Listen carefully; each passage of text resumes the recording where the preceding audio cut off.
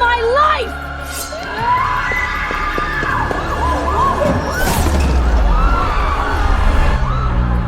In my despair, my blood splattered onto the shattered magic mirror. At the exact same moment, Seraphina's blood stained it too.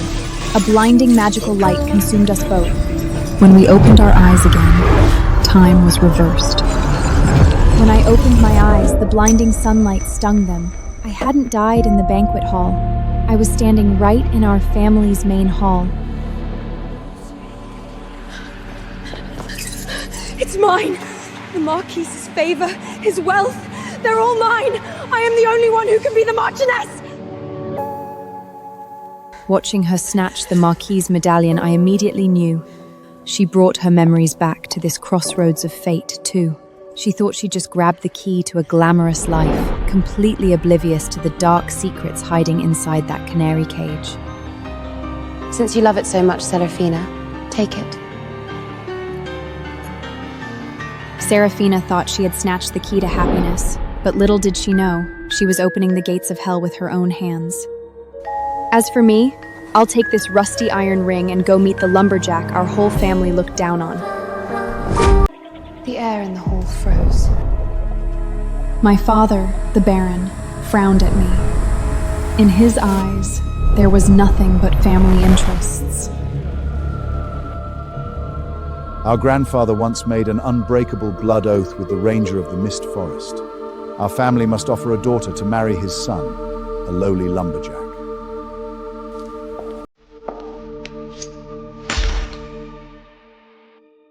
Father, since her despicable soul is only fit for dirt and poverty, let's give her what she wants. Elena, go rot in that dark, damp forest and spend the rest of your life with that lumberjack! I picked up the mud-stained iron ring without hesitation. Anyone who could survive this long in the beast-ridden mist forest is by no means ordinary. Besides, choking down the grossest black bread in the forest is 100 times better than swallowing the poisoned wine of the Marquis' estate.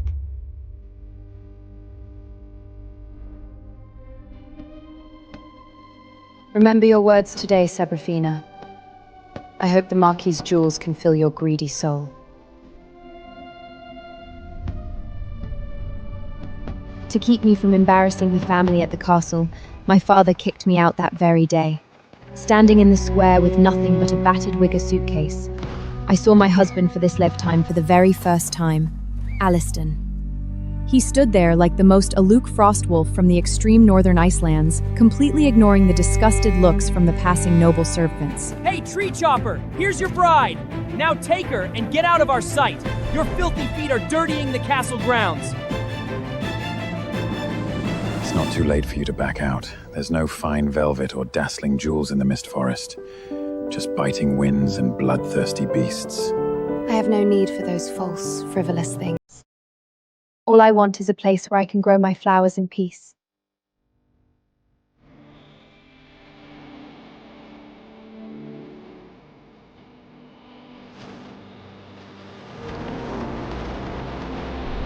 As the carriage entered the mist forest, the sunlight was instantly swallowed by towering trees. The air was thick with the damp scent of pine needles. This is the forbidden zone of the Sanarilla continent, the abyss of curses in the eyes of the nobles. My blood ran cold. In that nightmare of a past life, this was the terror Seraphina couldn't handle, the reason she ran away. I gripped the wooden railing so hard my knuckles turned white. Then, the most shocking thing happened. Get lost. The vicious, demonized gray wolf acted like it had just seen an unspeakable terror. It let out a pathetic whiner, tucked its tail, and bolted back into the dense fog, not even daring to look back. What did you just do? Why was it so terrified of you? Just an old ranger's trick to scare off beasts. When dealing with animals in the woods, you just have to be fiercer than they are. Hold on tight, we've still got a ways to go. A beast-repelling trick? My racing heart finally calmed down. Elves and magic have long been nothing but myths on this continent. How could he possibly be connected to them? He's just an experienced, working-class lumberjack. But to me, having a husband who knows the rules of survival is more reassuring than anything else. This was Alistair's home. It was shabbier than the stables at the Marquis' estate. But breathing in the crisp air here, I felt a freedom I'd never known before. It's a dump. There isn't even a soft bed. I accepted your ring, which means this is my home now. Like I said, I'm not afraid of hard work.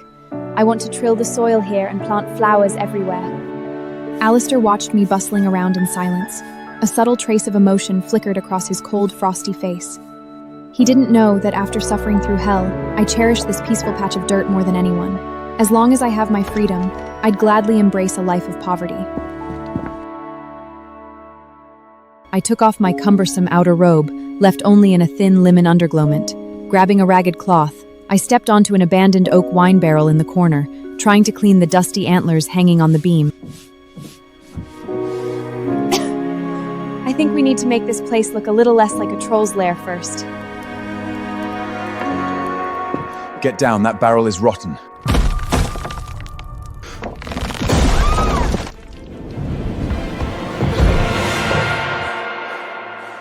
The moment I fell into his arms, I was hit by the strong scent of firwood on him. We were so close. Close enough for me to clearly feel his heart pounding wildly against his chest, and his hot breath brushing across my cheek. That barrel was completely rotted out. You almost fell.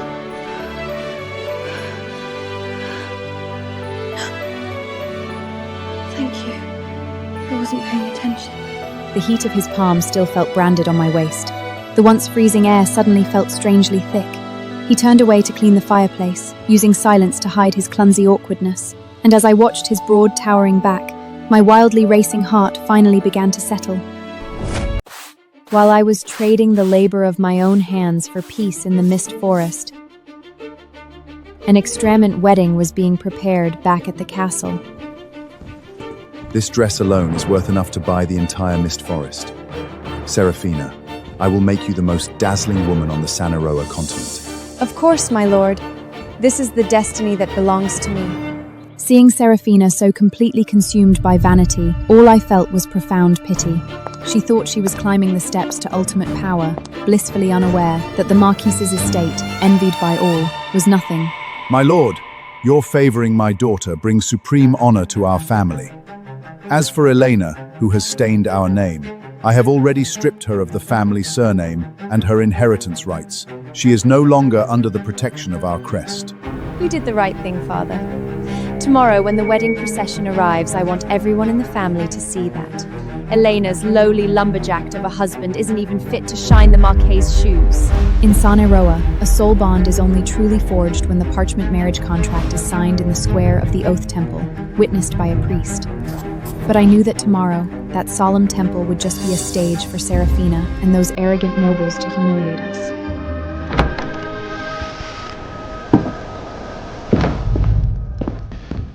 Tomorrow, we go to the Oath Temple. Alistair, the Marquis's wedding procession will be outrageously extravagant. Seraphina and my father will definitely use it to humiliate you. We don't need their so-called witness. Just being here with you is more than enough for me.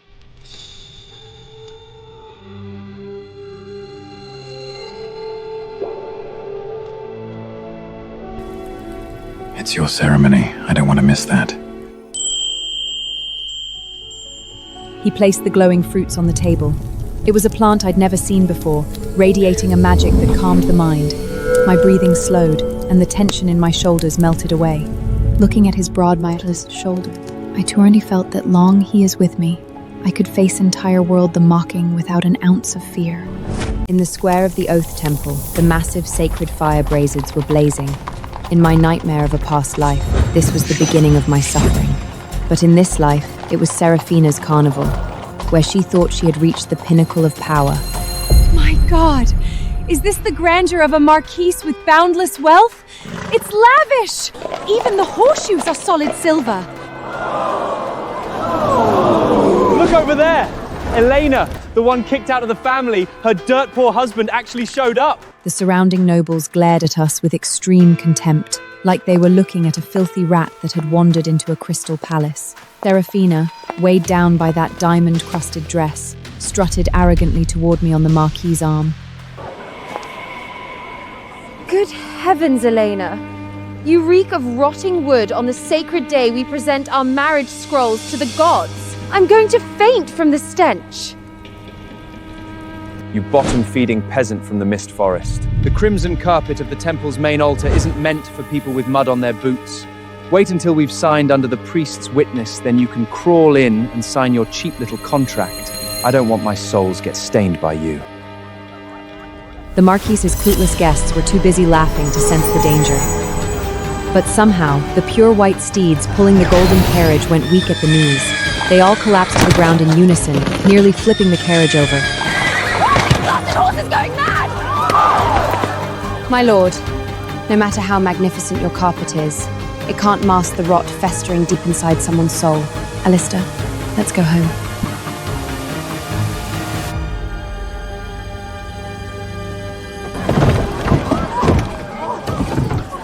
You bitch! Go rot in those miserable woods for the rest of your life! Our carriage slowly rolled away from the noisy castle. Watching Seraphina smugly climb back into her righted golden carriage, I felt nothing but deep pity. Her own personal hell had only just begun. On our wedding night, fate finally responded.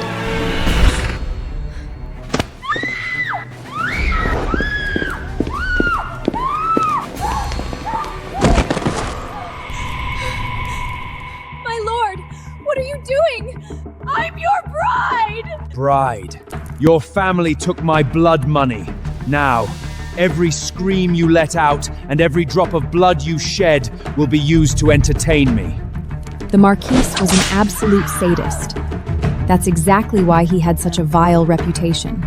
Seraphina was finally getting a taste of the excruciating pain I suffered in my past life. The price of that gold was endless torture.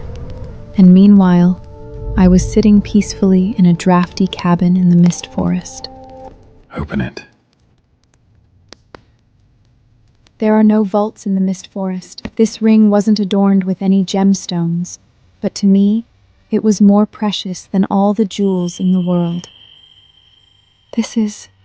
It's woven from a resilient vine only found in the deepest part of the Mist Forest. As long as you wear it, I will protect you forever. It's the only token of my vow I can give you. In those twisted memories, the Marquise imprisoned me with heavy gold chains, but in this life, this seemingly rugged lumberjack gave me his ultimate protection with the simplest of vines. I smiled and slipped the ring onto my finger. It was a perfect fit. Thank you, Alistair. This is the most precious gift I've ever received. The days in the Mist Forest were peaceful and fulfilling. I started tillering the land around the cabin and planted flower seeds I bought from the market. Alistair would leave early and return late every day. He told me he was heading deep into the forest to chop the toughest hemlock to trade for our winter provisions.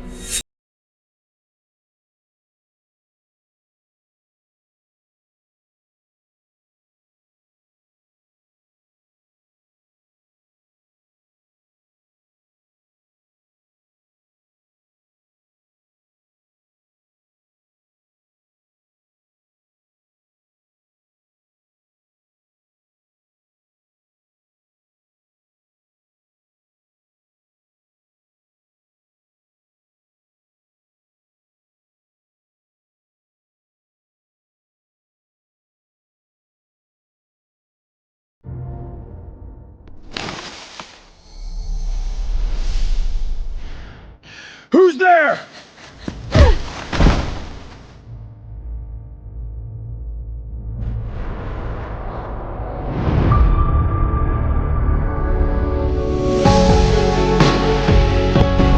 Boss, we'll take our leave.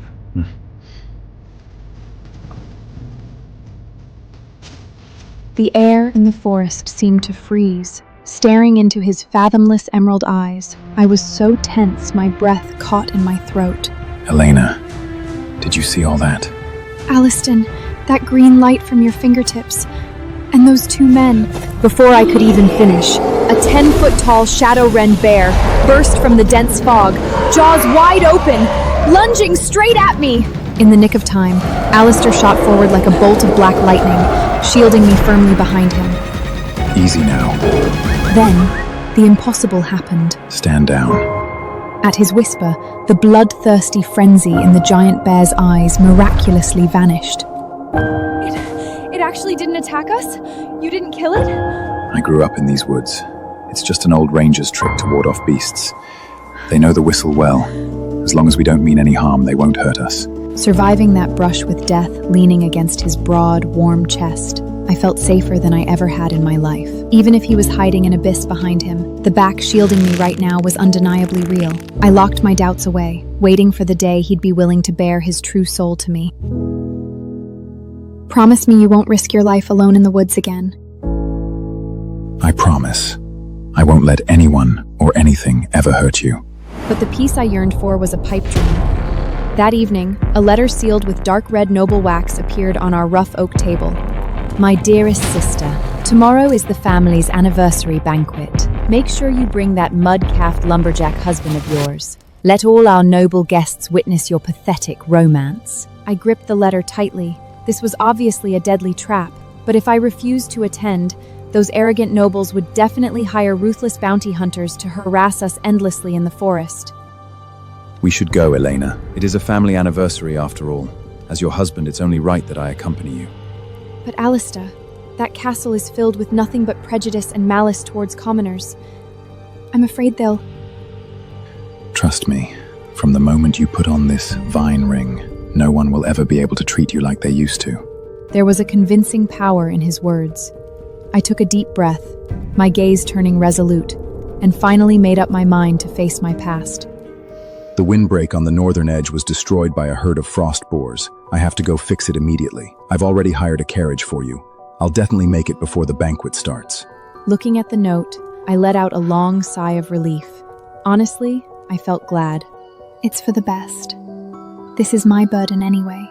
I'll go alone today so you won't get dragged into it. But when I pushed open the wooden door, I froze in my tracks. A carriage with steel shock absorbers like this costs at least a gold coin to rent. How could a lumberman who have to count pennies just to buy black peat afford a ride meant for wealthy merchants? Lister, what exactly are you hiding? With a stomach full of doubts, I took the carriage alone back to that lavish yet suffocating family castle.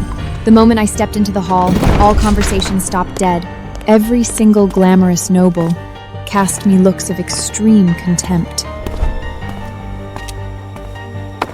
Elena? What are you doing here? Don't be angry, Father. I sent her the invitation myself, out of pure pity for a beggar. What's the matter, my dear sister? Rumor has it you and your husband are inseparable. Why isn't he with you today? Did he realize his rags were too shabby and lose the nerve to even step foot in the castle? Did he just abandon you and run tail back to the woods? Serafina was laughing hysterically, but I could still see through her facade to the hellish life she endured at the Marquise's estate, betrayed by the dark purple bruises she tried to conceal with heavy powder along her neckline. Alistair has more important matters to attend to. Unlike some people, who wear priceless gowns yet still have to try so desperately to hide how miserable they truly are. Shut up! How dare a lowly commoner like you talk back to me? Cowardness is always carved into the bones of commoners. Elena, since your pathetic husband doesn't even have the courage to protect his wife, I won't be too harsh on you. Butler, take her to the servants' table in the kitchens. Let no one say I, as your brother-in-law, don't understand noble mercy. Looking at this immaculately dressed but twisted sadist, I mercilessly tore off their hypocritical masks in public. You should save your mercy for your wife, my lord. After all, having to buy powder thick enough to barely cover the layers of whip marks and bruises on her neck every day, that must be quite an expensive undertaking. You arrogant heretic. You have a death wish! Just as the infuriated Marquise was about to order the guards to drag me out, a loud, trembling announcement echoed from outside the castle. Reporting to the Baron, the legendary Court of Life merchant gang has delivered an unimaginably precious gift. They said it's an ultimate blessing for the most esteemed lady tonight. With that announcement, the entire hall plunged into dead silence. The Court of Life is an ancient, an extremely mysterious merchant guild on the continent of Saniroa. They wield terrifying wealth capable of toppling empires, yet they haven't dealt with ordinary nobles in decades. Bards even sing that they are the remnants of the mythical elven kingdom. But to us humans, elves are nothing more than absurd fairy tales to trick children. Dead center in the mahogany chest was the emerald crown of the water of life, radiating a potent natural magic. Good heavens! This must be for me!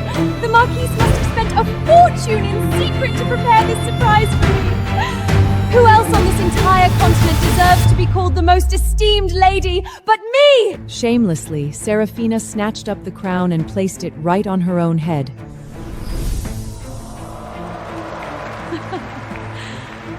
My wonderful daughter!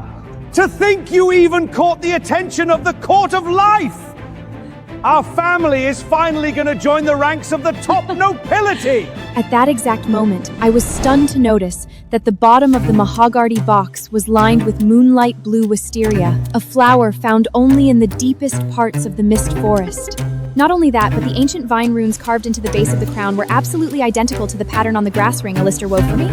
Why would a crown belonging to the Court of Life bear the exact same runes as his? My heart was full of shock and confusion. But I was certain of one thing. A sacred relic like this was way beyond the reach of a money-grabbing man like the Marquise.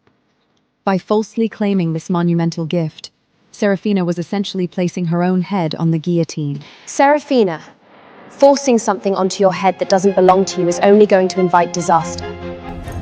Are you jealous, you bitch? You don't even have the right to look at this crown in your lifetime! Father, throw her out!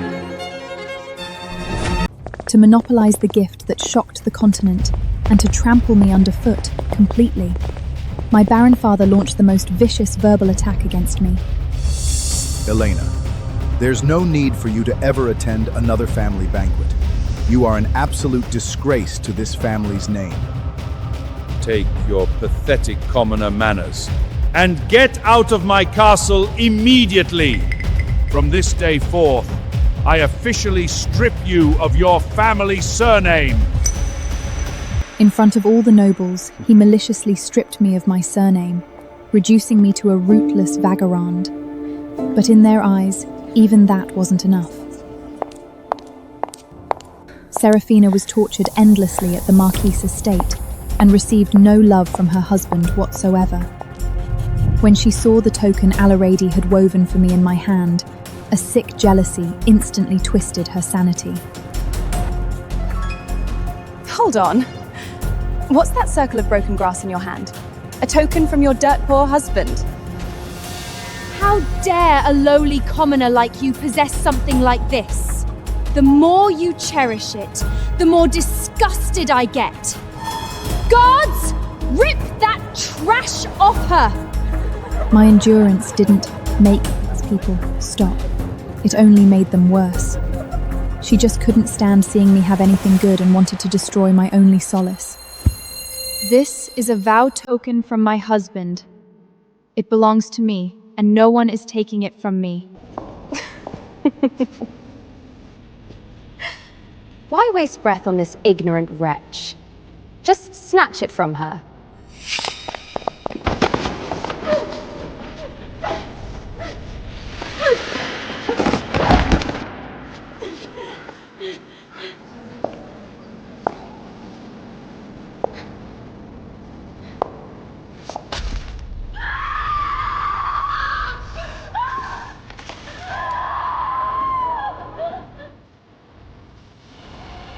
Using her sharp, jeweled nail guard, Serafina brutally peeled that emerald grass ring right off my knuckle.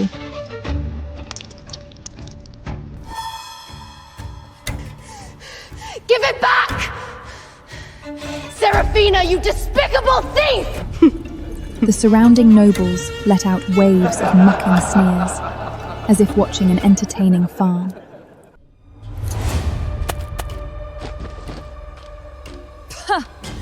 This trash woven from a few weeds is what you are protecting with your life? It's hilarious that you actually treat a cheap peasant trinkle like a treasure. Just as I was being trampled on and left utterly helpless, the mysterious subordinate hidden in the castle's shadows sensed the fatal danger.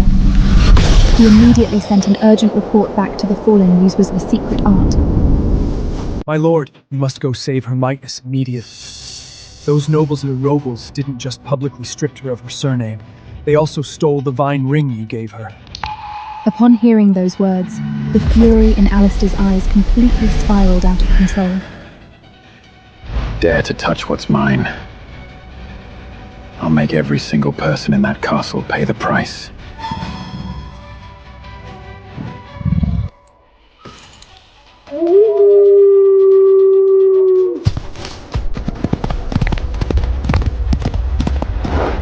Seeing me sprawled on the ground, desperately trying to snatch back the ring, a twisted excitement flashed in Seraphina's eyes. It seemed she'd just thought of a brilliant new way to torture me. My dear sister, looking at you in such a pathetic state, you really want this broken ring back, don't you? How about we play a little game?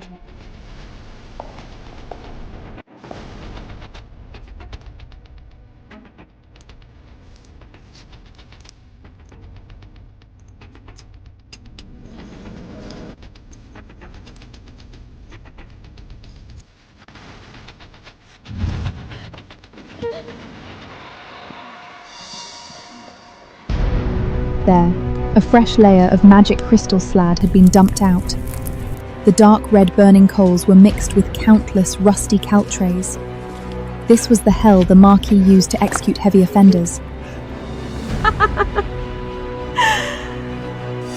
If you take off your shoes right now and walk barefoot across this fire pot step by step, I'll give you your precious grass ring back. Faced with this lethal torment, the nobles lining the path showed no mercy. Instead, they erupted in sickening laughter. What a spectacular drama. Stepping into scorching heat for a few strands of broken grass? Keep your eyes wide open and enjoy the show, everyone. This is the pathetic, laughable romance of the bottom-feeding commoners. In the face of absolute class power, even the last shred of pity was cold-bloodily crushed. Every unwooer was just waiting for me to break down and beg for mercy on my knees. They didn't understand at all. That grass ring was the only shelter my husband gave me in the cold night. For him, even if I had to walk through the hellfire and abyss of purgatory, I would never back down. The horrifying sound of flesh instantly searing against the intense heat echoed simultaneously with iron spikes piercing my soles. The moment my blood flowed, the coals evaporated it into a gruesome red mist. The agonizing pain felt like thousands of red-hot steel needles piercing my bone marrow all at once. But I clenched my jaw tight and forced myself to take the first step. I lost my balance, falling heavily forward into the dark red slag. Out of instinct, I braced myself with my hands, my knees slamming down hard.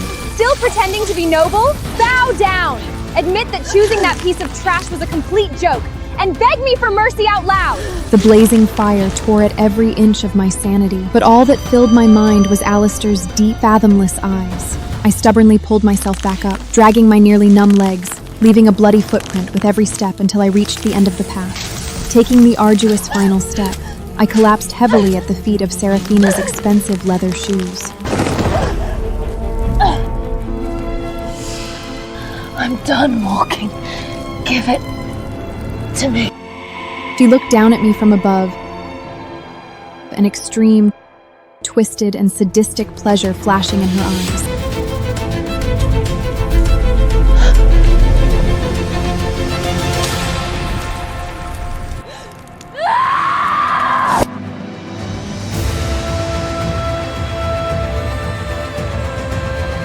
Oh my, I'm so sorry. My hand, it just slipped. Smiling, right in front of my face, she intentionally uncircled her fingers. In that moment, my heart was reduced to ashes right alongside that ring. The light in my eyes completely died, replaced by a glaring, blinding ray.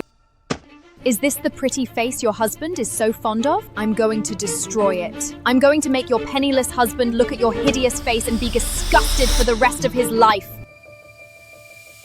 Extreme humiliation and pain washed over me. Just in the life or death split second before that red-hot branding iron ruined my face.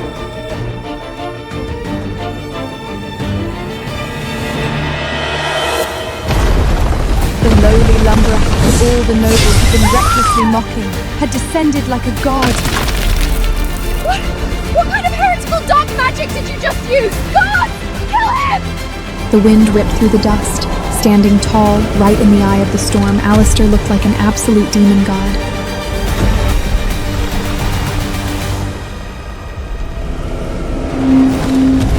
Just a terrifying aura that crushed everything in its path was enough to make all the high and mighty nobles go weak at the knees. I'm late. The entire castle instantly bow in submission. Who gave you the nerve? Click the link below to watch the full video.